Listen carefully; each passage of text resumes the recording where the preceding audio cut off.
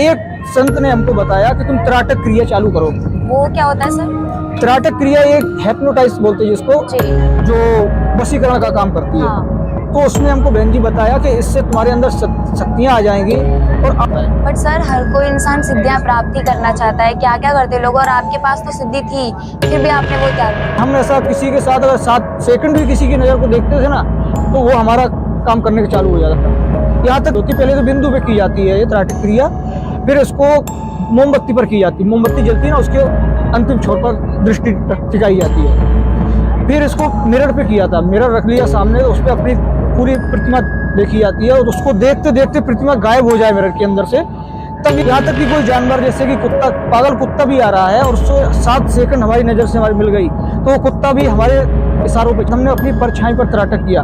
ये पीछे बल्ब जला दिया, ट्यूबलाइट जला दी, फिर दीवार के परछाई अपने देखते थे, उसको देखते देखते अपनी परछाई भी गायब हो जाए, खाली दीवार।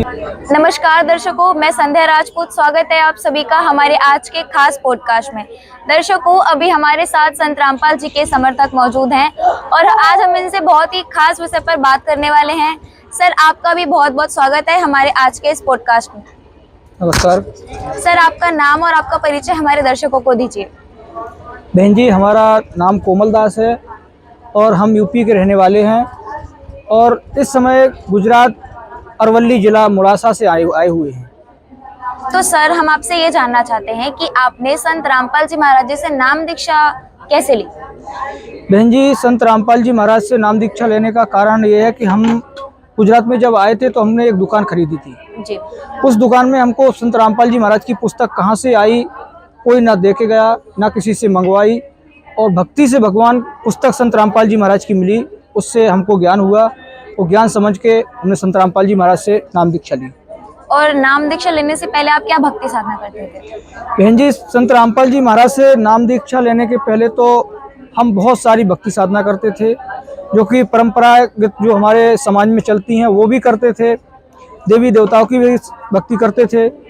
लेकिन मेन जो भक्ति थी वो हमारी थी एकादशी, विष्णु भगवान की जी।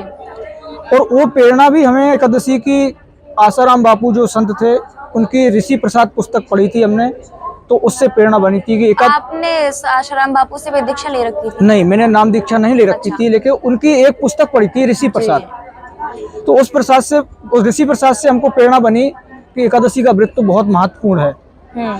तो बहन जी, उस एकादशी का व्रत हमने इतनी श्रद्धा के साथ रखा कि 3 दिन का व्रत रखते थे, कुछ खाना नहीं, कुछ पीना नहीं और ना ही सोना, निर्जला एकादशी रखते थे, कार्तिक मास की पूर्णमासी की एकादशी के दिन। लेकिन उस एकादशी से कोई हमको खास लाभ नहीं मिला, जो हमको उसमें लिखा हुआ पाया था उसमें कोई लाभ नहीं मिला। और शंकर भगवान को हम इष्ट मानकर पूजा करते थे। उनकी भी बहन जी आपको बताया, इतनी हमारी स्टेज पहुंच गई थी शंकर भगवान की श्रद्धा में कि सपने में कभी कभी शंकर भगवान हमको दर्शन भी देते थे।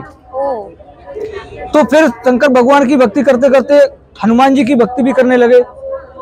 हनुमान जी की भक्ति करते करते एक हमारे मित्र ने बताया कि आप नवरात्रि का व्रत रखो, नवरात्रि की मानता रखो तो तुमको बहुत अच्छे लाभ होंगे।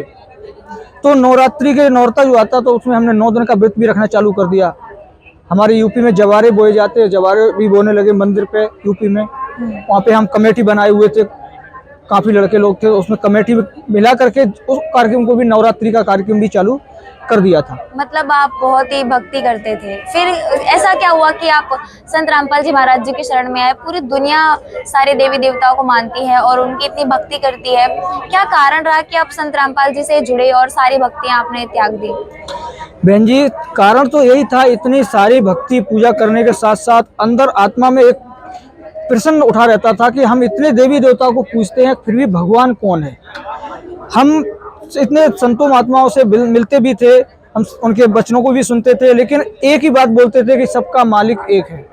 लेकिन उस मालिक का किसी से ये पता नहीं चलता था, ये मालिक है तो है कौन, सबका मालिक कौन है?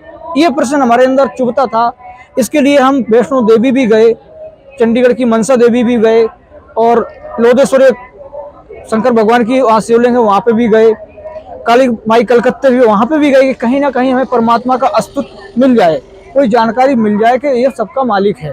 मतलब भक्ति में इतनी ज्यादा रुचि थी कि आप हर जगह गए, सारे तीर्थों पर गए, जी। फिर उसके बाद क्या हुआ?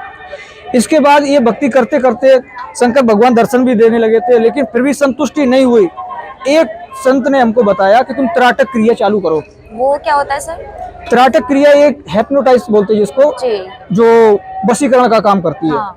तो उसने हमको बहन जी बताया कि इससे तुम्हारे अंदर शक्तियां आ जाएंगी और आप जिसको भी चाहो अपने बस में कर सकते हो। और यही कारण था हमारा मतलब भटकने का, कि हमारे अंदर हम कुछ सिद्धियां आ जाएं और हमारी महिमा बन जाए, लोगों में हमारा ज़्यादा नाम हो जाए। यही हमारा कारण था कि हम भटकते थे कहीं। तो आपने मतलब आपको सिद्धि प्राप्त हो गई फिर?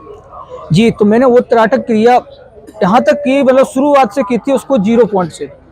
और 0 पॉइंट का त्राटक की हम आपको एक विधि बताते हैं कि जो एक टक देखना पड़ता किसी बिंदु पर, और एक टक देखने पलक नहीं झपकाई जाती है। और शायद हम अपनी जहाँ तक अपना हमारा मत है वहाँ तक हम बताते हैं कि कोई शायद 2 मिनट भी नहीं देख सकता है। और हमने उस स्टेज को हमने 57 तक कर दिया। 57 मिनट तक हम एक टक एक मतलब बिंदु पर देखते रहते थे। तो सर आपके पास ये जो सिद्धि थी उसका पर्पस क्या था, मतलब आपको इस सिद्धि से क्या लाभ था? बहन जी वही हम आपको बताना चाहते हैं कि उससे हमको इतनी सिद्धि, मतलब मैं आपको पहले ये बताना चाहता हूँ, बहुत प्रकार की होती है। पहले तो बिंदु पे की जाती है ये त्राटक क्रिया, फिर इसको मोमबत्ती पर की जाती है। मोमबत्ती जलती है ना, उसके अंतिम छोर पर दृष्टि टिकाई जाती है।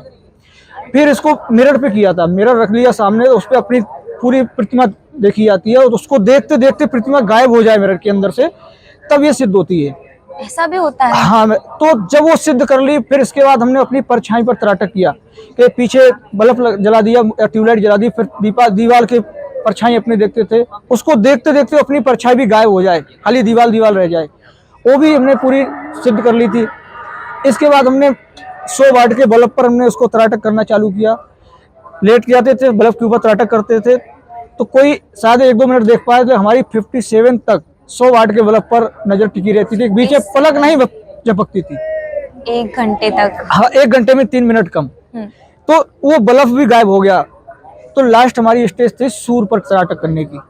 सूर पर त्राटक ये पूरा फुल सिद्धि हो जाती है। और इससे हम बहन जी आपको बताना तो नहीं चाहते, लेकिन आप पूछना चाहते हैं, हम थोड़ा दर्शाएंगे। इससे हमको इतनी उपलब्धि मिली कि हम एक दलदल में फंसने लगे। जब सिद्धियां आई तो हम उम्र के बच्चे थे, तो उनको हम उल्टी जगह पे किसी बहन बेटी के साथ उनको भेजना अपनी सिद्धि से, क्योंकि हम ऐसा किसी के साथ अगर 7 सेकंड भी किसी की नज़र को देखते थे ना, तो वो हमारा काम करने का चालू हो जाता था। यहाँ तक कि कोई जानवर, जैसे कि कुत्ता, पागल कुत्ता भी आ रहा है और उसको 7 सेकंड हमारी नज़र से हमारी मिल गई, तो वो कुत्ता भी हमारे इशारों पे चलता था। इतनी सिद्धि बहन जी हमारे अपने आप में हो गई थी किसी के। और इससे हम गलत कार्य भी करने लगे थे। कोई पड़ोस में ऐसा भाई बहन है, उससे हमको थोड़ी नफरत हो गई, तो उसकी भैंस गाय का दूध ना दिलाना, ये भी सिद्धि उससे आ गई थी। ऐसे टोने टोटके भी हो गए थे अंदर। तो ये हम दलदल में घुसते जाते। ये मतलब इतना अंधविश्वास वाली भक्ति है कि इससे निकलना बहुत ही बहन जी बहुत ही मुश्किल है। जो संत रामपाल जी महाराज की पुस्तक पढ़ने से, उनके ज्ञान समझने से आज हमको जो ज्ञान मिला है, तो हमने इसकी तरफ दृष्टि देखी तो हमारा शरीर कांप गया बहन जी। परमात्मा की शरण में आने के बाद ये सारी क्रिया हमारी छूट गई। जो मालिक परमात्मा ने संत रामपाल जी महाराज का जो ज्ञान मिला है, उसके आधार से ये सोचो कि बहुत ही बुरा दलदल है, इसमें से हर कोई नहीं निकल सकता है। बट सर हर कोई इंसान सिद्धियां प्राप्ति करना चाहता है, क्या क्या करते लोग, और आपके पास तो सिद्धि थी, फिर भी आपने वो त्याग दी। देखो बहन जी, परमात्मा कहते हैं इस सिद्ध महल में सिद्धि 24 हंस बिछोड़े बिस्बे बीसा। जब संत रामपाल जी महाराज का ज्ञान हमने देखा समझा, तो उससे पता चला ये तो खाली एक त्राटक क्रिया की सिद्धि है, वशीकरण की सिद्धि है। देखिए अपने शरीर में तो 24 सिद्धियां संत रामपाल जी महाराज बताते हैं और हैं। तो ये जो संत रामपाल जी महाराज आज भक्ति बता रहे हैं, उससे तो हमारे अंदर 24 सिद्धियां आ जाती हैं। आप तो संत रामपाल जी से जुड़ गए इसलिए ये सारी बातें करें, लेकिन जो नहीं जुड़े और जिनके पास सिद्धियां हैं वो तो नहीं मानने वाले ना। बहन जी, ये मानने और न मानने से इसका अस्तित्व कम नहीं हो जाता। संत रामपाल जी महाराज सारा ज्ञान शास्त्रों प्रमाण बता रहे हैं, और जो हम कर रहे थे वो हम शास्त्रों के विपरीत करते जा रहे थे। उस शास्त्रों के विपरीत वाला कोई भी साधना हो, ज्ञान हो, बहन जी कोई लाभ नहीं देता। इसका प्रमाण गीता कहती है। गीता में भी देखा है, अध्याय 16 श्लोक 23 और 24 में जो गीता ज्ञान देने वाला भगवान है, स्पष्ट कह रहा है अर्जुन से, अर्जुन तू शास्त्र विधि को त्याग कर मनमाना आचरण करेगा तो न तो तुझे कोई सिद्धि प्राप्त हो सकती है, न ही आपको सुख मिलेगा, न ही आपकी गति यानी मोक्ष होगा। फिर अध्याय 16 के श्लोक 24 में तुरंत ही कहा है, इसके लिए तेरे लिए अर्जुन शास्त्र ही प्रमाणित हैं, जो करने योग्य हैं या ना करने योग्य, इसके लिए शास्त्र ही प्रमाणित हैं। तो इसके लिए हमने उसको भी देखा तो हमारा शरीर कांप गया।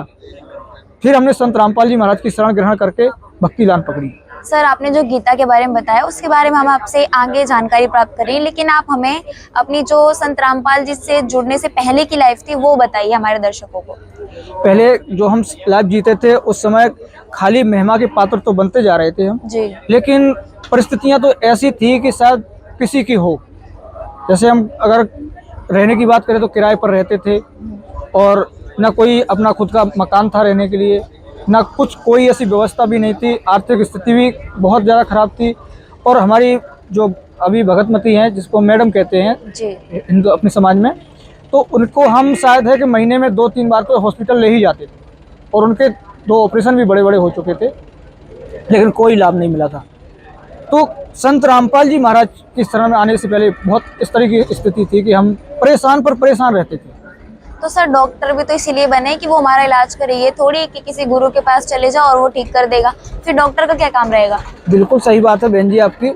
डॉक्टर करता है अपना पूरा कार्य करता है, सब कुछ करता है, लेकिन आपने एक विचार किया होगा कि जब डॉक्टर फेल होता है तो वो भी एक ही बात कहता है कि आप अब तो ये केस भगवान के भरोसे है।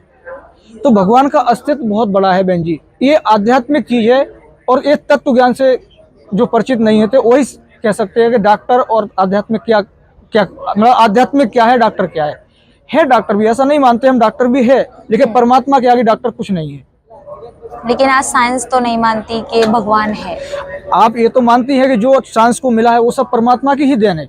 अभी तक साइंस तो कुछ नहीं थी। देखिए बहन जी, आप इस बात को तो मानो या ना मानने से कुछ नहीं होता, आप माने या ना माने, साइंस तो अभी बनी है। और जो परमात्मा का अस्तित्व है ये युगों युगों से चला आ रहा है। पहले जो आध्यात्मिक चीज थी, पहले आपने देखा होगा कोई श्राप दे देता था, कोई किसी को आशीर्वाद देता था, तो पहले डॉक्टर तो नहीं थे। किसी को अगर संतान भी नहीं होती थी तो आशीर्वाद दे देता था, उसको संतान हो जाती थी। तो ये आध्यात्मिक क्रिया अलग ही है। साइंस भी है, हम नहीं ऐसा नहीं कहते साइंस नहीं है, साइंस भी काफी ऊंचे लेवल तक पहुंच चुकी है, लेकिन परमात्मा का अस्तित्व जो है वो बहुत ही कुछ अलग है। आप तो संत रामपाल जी से जुड़े हैं और उनकी भक्ति करते हैं, इसलिए ऐसा बोल रहे हो कि साइंस कुछ नहीं, लेकिन आज आप हर दूसरे इंसान को पूछोगे ना, वो यही कहेगा जो कुछ है वो साइंस ही है। देखिए बहन जी, आप एक विचार करिए, जो आज आप साइंटिस्ट की बात कर रहे हैं, साइंस की बात कर रही हैं, वो पुस्तकें आज लिखी गई हैं, आज के समय में लिखी गई हैं। जो आध्यात्मिक पुस्तक हैं वो युगों युगों से लिखी हुई रखी है, गॉड गिवन है। जो हमारी सृष्टि रचना हुई है उस टाइम की है, शायद कि ये हमारे जो पेपर है, पेपर भी नहीं थे उस समय। तो ये जो आध्यात्मिक पुस्तकें हैं ताड़ के पत्तों पर लिखी गई थी, आज पेपरों पर लिख गई, पुस्तकें बन गई, वही ज्ञान आज इनमें लिखा हुआ है। तो साइंस की जब हम पुस्तक पढ़ सकते हैं तो एक बार हमको आध्यात्मिक पुस्तक भी पढ़ के देखनी चाहिए, इनमें लिखा क्या है। और संत रामपाल जी महाराज आज वही कार्य कर रहे हैं। साइंस को आप साइंस की बात मान लिया, साइंस ने क्या बनाया, गुटखा बना दिया, तम्बाकू बना दिए, सिगरेट बना दिया, बीड़ी बना दी, ये साइंस की देन है। आज हमारा युवा वर्ग कितना साइंस को देख के कितना टीवी देख रहा है, नाच गाने कर रहा है। बहन जी, साइंस हमको ऐसा नहीं अच्छी चीज़ों पे नहीं ले जा रहा है। जो शिक्षा अच्छी है उसको हमारा जो युवा वर्ग है उसको अच्छी चीज़ों को नहीं पकड़ रहा है, जो ना पकड़ने वाली चीज़ें उसको पकड़ रहा। वही आज संत रामपाल जी महाराज फिर से दोहरा रहे हैं कि जो हमारा समाज है उसको लौट के मुड़ के देखे, हमारा जो आध्यात्मिक पुस्तक है उसको पढ़े। इसके लिए संत रामपाल जी महाराज ने ये मुहिम छेड़ी है कि युवा वर्ग को आध्यात्मिक के विषय में समझा रहे हैं। और क्या लाभ बताना चाहेंगे कि आप जब जुड़े नहीं तो उसके पहले और क्या था? पहले तो बहन जी हमारी लाइफ बहुत शून्य थी, और जब संत रामपाल जी महाराज से जुड़े तो इसके बाद हमको बहुत सारे लाभ मिले हैं। इसके बारे में थोड़े छोटे छोटे लाभ बताना भी चाहेंगे। कि सबसे पहला लाभ तो ये कि हमारी मैडम को जो भगतमती हैं उनको हर महीने 2-3 बार तो हॉस्पिटल जाना ही पड़ता था। संत रामपाल जी महाराज के से जुड़ने के बाद उनकी ऐसी कृपा हुई कि आज वो जिस बीमारी से जूझ रही थी उसकी आज टेबलेट भी नहीं खाती हैं, जबकि डॉक्टर ने ये बोल दिया था कि इनको आजीवन टेबलेट खानी ही पड़ेगी और बीच में दिक्कत भी हो सकती है। संत रामपाल जी महाराज की दया से आज भी कोई टेबलेट नहीं खाती, उस बीमारी की कोई दवा नहीं, और वो स्वस्थ हैं। दूसरा लाभ ये है कि हम जो किराए पर रहते थे, हमारे पास मकान नहीं था, तो संत रामपाल जी महाराज की दया से गुजरात में संत रामपाल जी महाराज से जुड़ने के बाद 2 महीने बाद ही हमारा खुद का वहाँ पे मकान और दुकान दोनों हो गई। दुकान ऐसी बड़ी है, उसी में मकान परमात्मा की दया से हो गया। छोटा है लेकिन व्यवस्थित है, हमारा परिवार उसमें पल जाता सर है। ये तो भक्ति की बात हो गई ना। अगर जो संत रामपाल जी से जुड़ा नहीं है, जैसे कि मैं, तो कल अगर मेरे पास भी कुछ नहीं था तो आज है, तो मैं ये तो नहीं कह सकती ना कि मुझे संत रामपाल जी ने दिया। अगर आप नॉर्मल सी चीज है, किस्मत बदलती है, अभी आज आप गरीब हैं कल अमीर हो जाएंगे, इसमें भगवान को तो नहीं ले सकते ना। अब मैं तो संत रामपाल जी को नहीं मानते तो मैं उनको नहीं कह सकती। देखिए बहन जी, पहले जो हम क्रियाएं कर रहे थे उसमें हमारे पास सिद्धियां भी थी, हमारे पास लड़के लोग भी लगे रहते थे, हमारे पास ताकत भी थी, लेकिन हमारी स्थिति उस ज्ञान से, उस मतलब परिस्थिति से नहीं सुधर रही। जो ज्ञान संत रामपाल जी महाराज ने दिया, जो हमने भक्ति की, संत रामपाल जी महाराज की भक्ति में वो शक्ति है कि कुछ भी संभव नहीं है उसके लिए। असंभव नहीं, संभव तो सब कुछ है, कुछ भी असंभव नहीं है। संत रामपाल जी महाराज की भक्ति में, भक्ति करते हुए, मर्यादा में रहते हुए कोई भी ऐसा कार्य नहीं जो संत रामपाल जी महाराज उसको सुख ना दे सकें या उसकी स्थिति ना बदल सके। खाली मर्यादा का पालन करते हुए भक्ति करे कोई भी प्राणी हो, ये दावे के साथ कह सकते हैं। जो नहीं करते वो भी तो सुखी हैं। देखो हैं, मान सकते बहन जी हम आपकी बात। जो आज हैं सुखी तो उनका ये प्रारब्ध है, ये किस्मत कहते हैं। कि जैसे आपने भी सुना होगा कि कोई कहता है कि तुम ये दुखी है तो बोलते हैं तो अपने कर्मों का दुख भोग रहा है, और कोई सुखी है तो बोल रहा है इसके तो बहुत अच्छे भाग हैं, इसके तो बहुत अच्छे कर्म है। तो अभी तो उसने कर्म कुछ किए ही नहीं, फिर वो सुखी क्यों है? तो ये प्रारब्ध होता है बहन जी। जैसे कि एक सोच लो कि एक इन्वर्टर है, उसको चार्ज कर दिया आपने तो आपको उससे पंखा भी चला सकती हैं और ट्यूबलाइट भी जला सकती हैं। अगर उसमें चार्जर नहीं लगाया तो वो डिस्चार्ज जिस दिन होगा तो आपको बल्ब भी नहीं जलेगा, पंखा तो बहुत दूर की बात है। ऐसे ये जो प्रारब्ध होता है, प्रारब्ध में जो कर्म अच्छे होते हैं उनकी वजह से हर कोई सुख उठा सकता है, और जब वो पुण्य उसके प्रारब्ध खत्म होंगे तो उसको वो स्थिति समझ में आएगी कि शायद हम आपको बयान नहीं कर सकते हैं। जी, अब एक सवाल आपसे फिर जानना चाहेंगे कि जब आप संत रामपाल जी महाराज जी से जुड़े, यानी कि अभी की जो लाइफ है वो, और संत रामपाल जी से नहीं जुड़े थे वो, अब आप इन दोनों चीजों को अगर एक दिन एक साथ देखो तो आप क्या कहोगे? बहन जी, पहले की लाइफ और आपकी लाइफ में तो बहुत ही जमीन आसमान का फर्क हो गया है। पहले हमारी नजरिया भी ऐसी थी किसी बहन बेटी का, वो तो हम आपको बता ही चुके हैं, उस स्थिति में थे। अब आप हमको देखो तो हमको हर बहन बेटी अपनी नजर आती है, दूसरे की बेटी हो अपनी बेटी नजर आती है, कोई अगर औरत है तो अपनी माँ और बहन की नजर हमको तो दिखती है। और आज की तारीख में संत रामपाल जी महाराज के ज्ञान से वो लाइफ हमारी बन गई है कि शायद जीवन में कभी सोचा नहीं था। ना हमको कोई मेडिकल का खर्चा, ना कोई अस्पताल का खर्चा, ना ही हमारी कोई ऐसी स्थिति जो हम बेफिजूल में खर्चा करते थे, लोगों के साथ उड़ाते थे। हम जुआ भी खेलते थे बहन, पहले जुआ भी संत रामपाल जी महाराज के ज्ञान से जुआ भी बंद कर दिया है। तो आज की वो लाइफ हो गई कि लोग कहते नहीं घर स्वर्ग बन जाता है, तो हम तो नहीं कहते कि स्वर्ग कहीं दूसरा है। संत रामपाल जी महाराज की शरण में आने से स्वर्ग यहाँ पे बन जाता है। सर, पर हमने तो सुना है कि संत रामपाल जी महाराज जी कोई खुशियां नहीं मनाने देते, फिर आपके लिए स्वर्ग कैसे हो सकता है? ना तो कोई त्योहार मनाना, ना कहीं जाना आना। बहन जी देखो, त्योहार किसी ना किसी धार्मिक प्रक्रिया से जुड़े हुए हैं, और वो प्रक्रिया ऐसी है कि ये शास्त्र विरुद्ध है। हमारे शास्त्रों में जो है ही नहीं उसको हम क्या करें? उसमें स्पष्ट लिखा है जो शास्त्रों के विरुद्ध क्रिया करता है उसको ना तो कोई सुख होता है, ना लाभ होता है, ना सिद्धि मिलती है, ना ही उसकी गति होती है। और इन धर्म गुरुओं ने हमको ऐसा ज्ञान दिया है कि हमको शास्त्रों के विरुद्ध ही सारी क्रिया करवाई है, और शास्त्रों के विरुद्ध करने से ऐसी ऐसी क्रिया करवा दी कि हम उसको छोड़ भी नहीं सकते। तो हम जब शास्त्रों के ऑथेंटिक मतलब शास्त्रों के विधि विध पूजा शास्त्र भक्ति करेंगे तो हमको वो लाभ मिलेंगे जो संत रामपाल जी महाराज आज दिला भी रहे हैं। ये जीता जागता प्रमाण है। हम आपको उनके बारे में मतलब सुखों के बारे में बताना चाहें तो शायद है कि आपका समय भी इतना चला जाएगा कि हमारे सुख सुन नहीं पाएंगे। लेकिन सर, एक तरफ आप और मतलब आप संत रामपाल जी के समर्थक, और एक तरफ वो लोग जो संत रामपाल जी को नहीं मानते हैं। ऐसे भी लोग हैं जो बिल्कुल भक्ति नहीं करते लेकिन फिर भी वो सुखी है। बहन जी आपकी बात बिल्कुल सही है। सुखी देखो, एक कहते हैं कि मतलब एक हम जैसे आपको बोले कि संसार में एक कहता है कि राम राम, जैसे आप बोलोगे भक्ति कर रहे हैं, दूसरे भी करते हैं, वो भी या नहीं करते हैं वो भी तो सुखी है। तो भक्ति का एक अलग महत्व और भक्ति का कारण भी अलग होता है। जैसे कि हमारे संत रामपाल जी महाराज ने कहा है कि राम राम सब जगत कहे, ठग ठाकुर और चोर, जिस राम नाम से ध्रुव प्रहलाद मीरा तर गए, वो राम नाम कोई और। तो ये क्रिया भी थोड़ी अलग है। राम नाम भी एक भगवान की भक्ति अलग है वो, जो क्रिया नहीं कर रहे हैं उनको सुख हो रहा है कि उनके पुराने प्रारब्ध के हैं पुण्य कर्म। परमात्मा की वाणी आपको शायद एक परमात्मा की वाणी है, उसमें कहा है परमात्मा ने कि देते को हर देत है जहां तहां से आन, और अन्न देवा मांगत फिरे साहिब सुने न कान। तो इन्होंने पहले इतना दे रखा है, इतना पहले धर्मदान कर रखा है, लेकिन अब वो उस पर ध्यान नहीं दे रहे हैं। जो इन्होंने दिया है, जो इन्होंने दान किया, वो उनको मिलना जरूरी है। वो कुछ ना करें, चाहे और पाप करें तो भी उनको मिलेगा वो। हाँ। लेकिन जब उनका वो दिया हुआ खत्म हो जाएगा तो बहन जी ये पक्की बात है, क्योंकि ये गॉड गिवन है, शास्त्रों का प्रमाणित ज्ञान है, ये तत्व ज्ञान है। लेकिन जिस दिन उनके वो पुण्य खत्म होंगे उस दिन उनकी वो ग्रान माटी हो जाएगी, अगर ये शास्त्र प्रमाण भक्ति नहीं करते तो। आज की जो जनरेशन है ना, वो यही कहती है कि कल का कल देखेंगे, किसने देखा है, आज मौज मस्ती कर लें, भक्ति बुढ़ापे की चीज है। बिल्कुल सही बात है। मौज मस्ती करना आज की तारीख में बहुत बड़ी लाइफ बन गई है।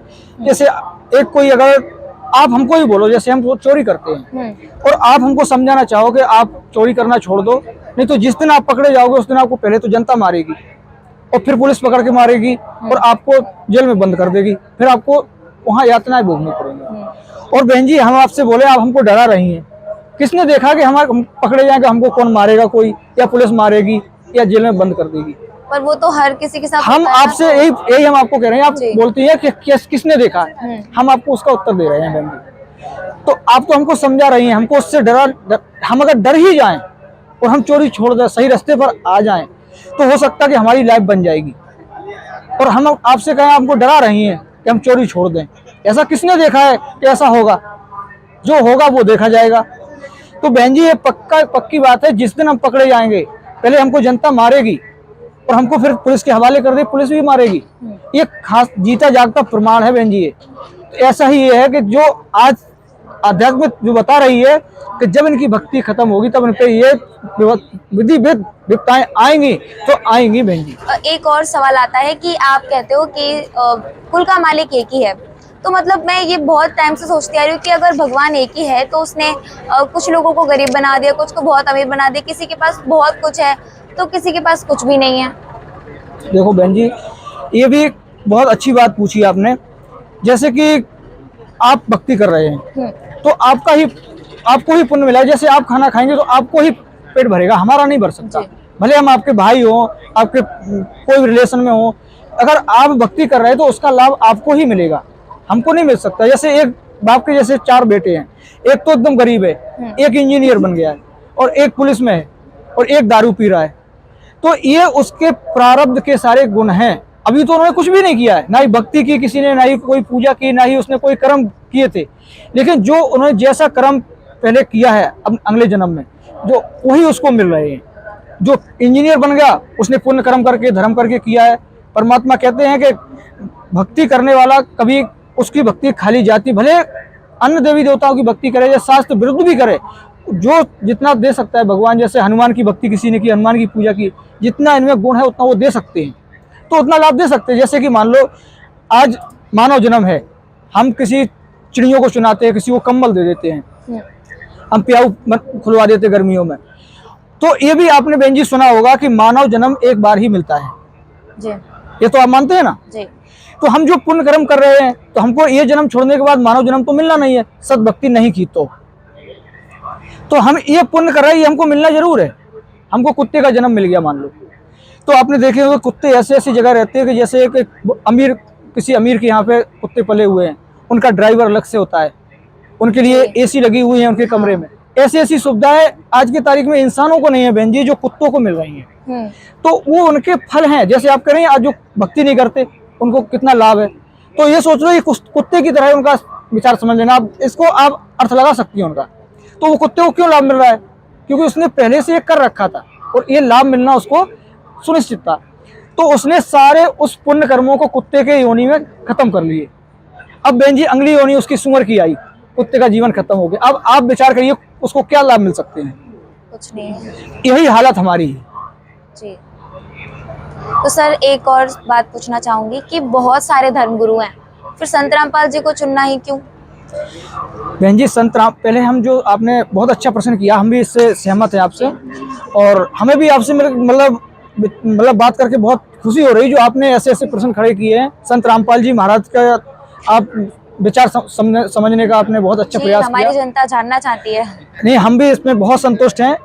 तो जो हम पहले क्रिया कर रहे थे, हम जो अन्य संतों की ही विचार से कर रहे थे। संत रामपाल जी महाराज कहते हैं, गुरुआ गाम बिगाड़े संतो गुरुआ गाम बिगाड़े, और ऐसे कर्म जीव के ला दिए युग झरे नहीं झाड़े। तो पहले के संत और महंतों ने और हमारे धर्माचार्यों ने ऐसी ऐसी शिक्षा हमको, हमारे समाज को दे रखी है कि हम भगवान से तो कोसों दूर हो गए, कोसों दूर हो गए, भगवान के तो नजदीक ही नहीं है। ये क्रिया करके हमने आपको बताई कैसी कैसी क्रियाएं की हमने, इन संतों महंतों के विचारों से की हैं।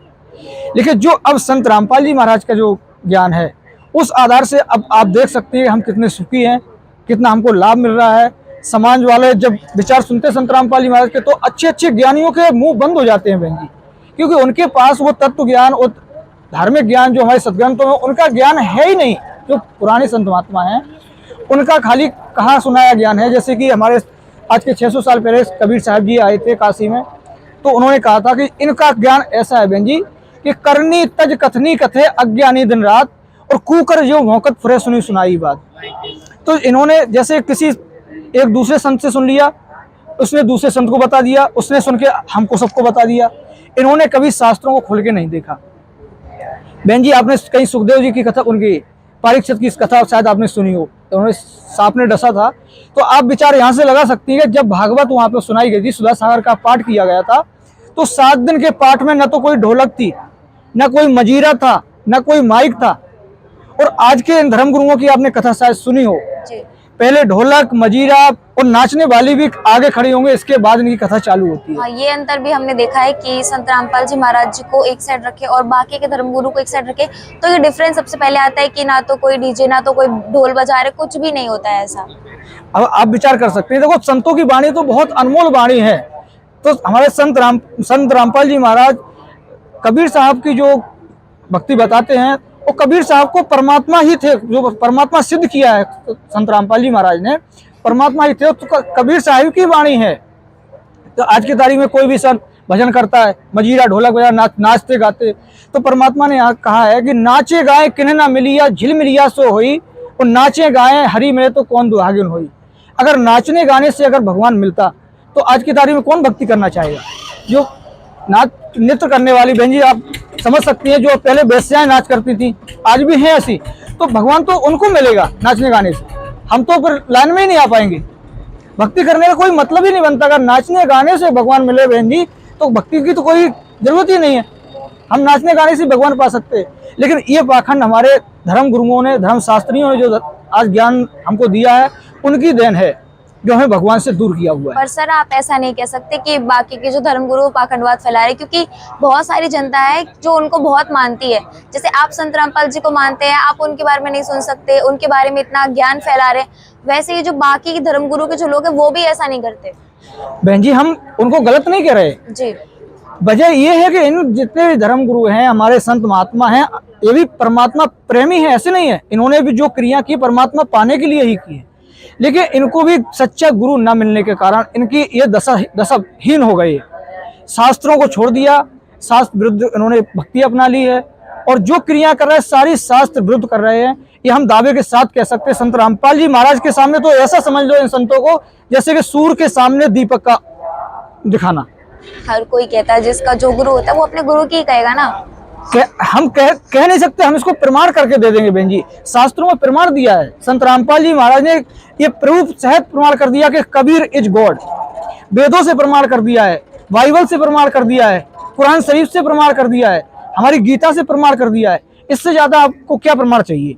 और इन धर्मगुरुओं से किसी भी जगह जो हमको भक्ति साधना बताते, हम आपसे एक भी प्रमाण मांगते, जैसे आप कह रहे हैं बहुत बड़े बड़े धर्मगुरु हैं, संत महात्मा हैं, हम आपको एक भी ऐसा संत बताइए जो भगवानों की किसी भी ब्रह्मा विष्णु महेश गणेश देवी दुर्गा का किसी भी शास्त्र में 4 वेद और प्लस गीता प्लस 5वें सूक्ष्म वेद, कहीं भी इन भगवानों का अगर प्रमाण हो, या इन भगवान ने जो परमात्मा की लीला करता वो लीला कहीं इनकी हो, तो आप हमको प्रूफ करा सकती हैं क्या। एक चीज तो हमने नोटिस की है, हम न्यूज वाले हैं, तो कि जो धर्म गुरु हैं वो अपने मुख से बताते हैं कि ऐसे करो ऐसे, मतलब किसी भगवान की कथा भी बता रहे तो अपने मुख से बताते हैं। हमने उनके पास कोई पुस्तक तो ऐसी नहीं देखी है। तो यही तो बात है। संत रामपाल जी महाराज जो आज ज्ञान बता रहे हैं, शास्त्रों को खोल खोल कर बता रहे हैं। उन्होंने कहा है कि देखो, जो आज पुराने धर्मगुरु है, जो हमारे पहले के धर्मगुरु थे, उन्होंने हमको बताया कि आप उपास करो, एकादशी का उपास करो। हम भी करते, आपको हमने पहले बताया है, हम भी करते थे, हम भी विश्वास किया हमने भी, और इतना कठिन किया बहन जी, 3 दिन कुछ खाते भी नहीं थे और पीते भी नहीं थे, सोते भी नहीं थे 3 दिन तक। जैसे कल एकादशी है तो आज से खाना पीना बंद कर दिया है, कल भी नहीं खाएंगे। परसों के दिन सबको भोजन करा के, छोटी छोटी बच्चियों को और पंडितों को भी बुलाते थे, उनको खिला के, उनको भंडारा करके फिर हवन करते थे छोटा। इसके बाद परसों शाम को उपास खोलते थे। रही बात अब इन धर्मगुरुओं की, तो धर्मगुरु जी उसी चीज को बताते हैं, उपास करना, जबकि हमारे शास्त्रों में स्पष्ट मना किया। आप गीता को खोल के देख सकती हैं बहन जी, अध्याय 6 श्लोक 16 में स्पष्ट मना किया है कि ये योग न तो ज्यादा खाने वाले का, न ही ज्यादा खाने वाले का, और ना बिल्कुल ना खाने का, ना बिल्कुल ना सोने वाले का, और ना ही ज्यादा सोने वाले का, ये योग बनता ही नहीं है। तो उपास के लिए तो मना किया गया है। और जो क्रिया, ये पूजा की विधि बताते हैं, ये भी हमारे शास्त्रों में मना किया है। जैसे आप बता रही हैं, तो ये खाली हमको ब्रह्मा विष्णु महेश गणेश देवी दुर्गा तक की भक्ति बता दे, आप भी इससे संतुष्ट हैं? तो इनकी भक्ति हमारे गीता में भी मना किया गया है। इनकी भक्ति, जैसे आप गीता खोल के देख सकती हैं, हम आपको प्रमाण प्रूफ सहित संत रामपाल जी महाराज की दया से बता सकते हैं कि अध्याय 7 के श्लोक 12 से 15, 20 और 23 में आप प्रमाण देख सकते हैं कि इनकी भक्ति करने को स्पष्ट मना किया है। तो सर, गीता जी तो बहुत पहले से है, तो आप इसमें भी धर्मगुरु को ही कहेंगे कि उन्होंने नहीं बताया, उन्होंने नहीं किया? बहन जी, बात वही तो आ जाती ज्ञान की, इन्होंने हमारे सदग्रंथों को देखा ही नहीं है। संत रामपाल जी महाराज उसी चीज को ओपन कर रहे हैं कि एक बार हमारा समाज अगर अपने सदग्रंथों को देख ले तो इस बुराई से बच जाए, इस एक अज्ञानता से ऊपर आ जाएगा। जो धर्मगुरु बता रहे हैं, शास्त्रों का ज्ञान हमारा ऊपर आ जाएगा, हमारा पूरा समाज सुधर जाएगा, भगवान को पहचान लेगा, परमात्मा कौन है, कहाँ है, वो कैसा है, वो कैसे मिलता है।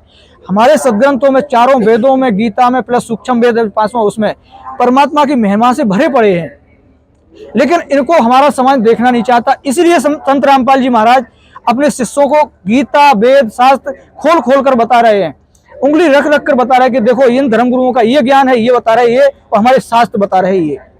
तो जब शास्त्रों में लिखा है तो वो ज्ञान तो युगों युगों से लिखा हुआ है, और हमारे धर्मगुरु तो आज बता रहे हैं ये सारी उपास करो, कई रात्रि जागरण करो। बहन जी, ये किसी शास्त्रों में नहीं है, सारी जितनी भी क्रिया है शास्त्र विरुद्ध है, और ये संत रामपाल जी महाराज की शास्त्रों को मतलब उसे मिलती जुलती है। पर फिर भी लोगों को संत रामपाल जी को मानना बड़ा ही मुश्किल है, क्योंकि एक तो उनकी भक्ति विधि इतनी अलग है बाकी के धर्मगुरुओं से। अब जो लोग पहले से करते आ रहे हैं वो इतनी जल्दी तो नहीं मान सकते ना। बहन जी, आप एक विचार करिए, आप जैसे किसी भी संत को देख लीजिए, आप उसके लाखों शिष्य हैं, यहाँ तक कि आप एक राधा स्वामी पंत भी है, आसाराम बापू भी कम नहीं थे, आज धीरेन्द्र शास्त्री भी आप हैं, वो भी आज गुरु पद पे बैठे हुए हैं, अनुरोध आचार्य जी हैं, इनके भी लाखों शिष्य हैं।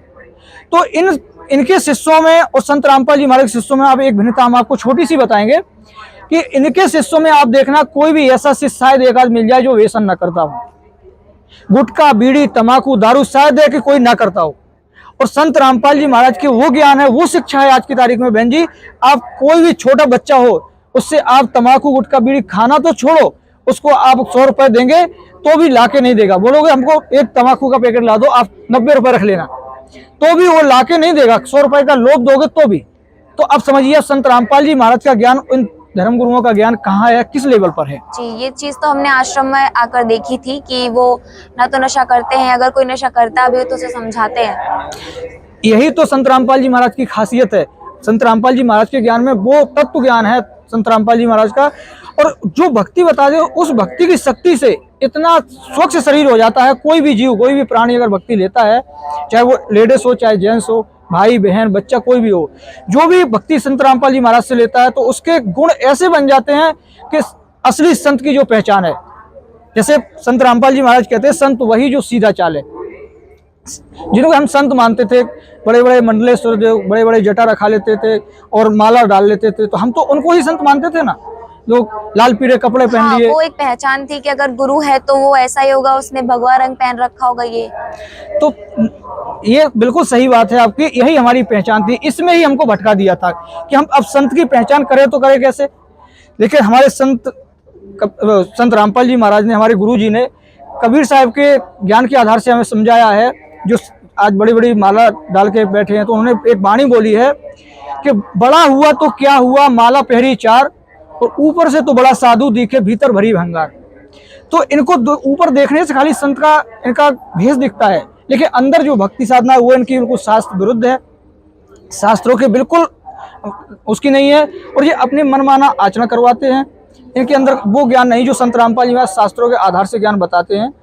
तो जो भी आज संत रामपाल जी महाराज से जुड़ रहा है, पहले तो आप ये देखिए कि सबसे पहले तो उसका शरीर स्वच्छ हो जाता है, नशा से बिल्कुल दूर हो जाता है, समाज में उसका ऐसा विचार बन जाते हैं, दूसरी बहन बेटी को अपनी बहन बेटी मानने लगता है, कोई भी बुराई सारी बुराई छोड़ देता है, किसी भी समाज का कोई भी जात का कोई अंदर भेदभाव नहीं रहता है। जैसे संत रामपाल जी महाराज का कोई भी आप बच्चे से बच्चा हो या कोई बड़ा हो, उससे आप कुछ भी मत बताइए, आप भले कहिए हम फलानी जात के हैं, नीची जात के हैं, ऊंची जात के, फिर भी आपको 2-4 बात संत रामपाल जी महाराज की बताई देगा कि आप संत रामपाल जी महाराज का ज्ञान समझ के जुड़ जाएं। जब जुड़ जाएंगे तो हमारे आप एक, हम गुरु भाई होगा तो एक जैसे हो जाए। उसको ये नहीं रहेगा कि आप कौन सी जात के कौन सी जात के, लेकिन संत रामपाल जी महाराज का ज्ञान आपको जरूर बताएगा, क्योंकि वो अपना मानता है, अपना मानता है। संत रामपाल जी महाराज एक ज्ञान ऐसा बताते हैं कि कोई दूसरा लगता ही नहीं कि ये दूसरा पराया है, सब अपने जैसे लगते हैं। जी, हम छोटे बच्चों के जब इंटरव्यू सुनते हैं तो वो चीज़ हमें अट्रैक्ट करती है कि इतने छोटे हैं और फिर भी अपने गुरुजी को लेकर इतना जानते हैं, इतना कॉन्फिडेंस है उनको कि हाँ हमारे गुरुजी ही हैं जो हैं। तो यही तो संत रामपाल जी महाराज के ज्ञान में खासियत है बहन जी। आप विचार कर सकते हैं, आज 2 साल का बच्चा हो, 3 साल का बच्चा हो, तो ऐसी ऐसी वाणी बोलता है ना कि अगला आदमी चुप हो जाता है। कोई अगर कुछ कहना भी चाहे किसी दूसरे धर्म के बारे में, किसी दूसरे साधु संत के बारे में, और छोटा सा बच्चा अगर वाणी बोलना चालू कर देगा तो उसकी बोलती बोलनी बंद हो जाती है। ये संत रामपाल जी महाराज के ज्ञान का यही तो कारण है। जी सर, एक आखिरी सवाल, जब आपने संत रामपाल जी से दीक्षा ली तो आपके मन में क्या सवाल थे उनको लेकर? संत रामपाल जी महाराज से जब जुड़े तो बहन जी हमारा वही सवाल था जो हम आपको बता चुके हैं कि हमको परमात्मा की खोज थी, और वो खोज हमारी कहीं पे समाप्त नहीं हो रही थी, जो कि आज संत रामपाल जी महाराज की शरण में आके समाप्त हुई है। संत रामपाल जी महाराज की शरण में आए तो हमें संत रामपाल जी महाराज ने, हमारे गुरुदेव की ऐसी कृपा हुई कि हमें शास्त्रों का भी ज्ञान हुआ, और हमें उस परमात्मा की, पूर्ण परमात्मा की जानकारी भी मिली।